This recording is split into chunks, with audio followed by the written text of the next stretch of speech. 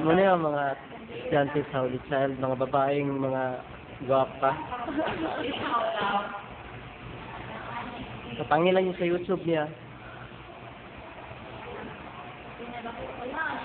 Muna si Jubilin o si Joanny. Si Joanny kay exotic mo siya. Mahilig sa climbing, mahilig sa mga alabab Marley stuff. Si Jubilin mo ni siya nga mo ang nanay-nanayan sa classroom.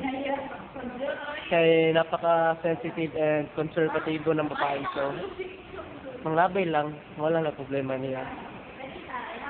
Tapos mao ni si Annalyn, tapos si Sheena.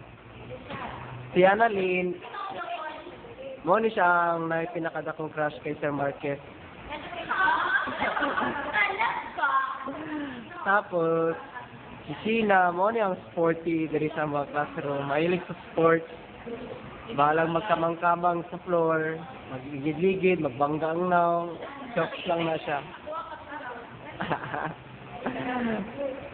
Tapos, kulang pang isa si Tracy, wanda din. Kaya ambot lang, sa rason nga nang wala siya.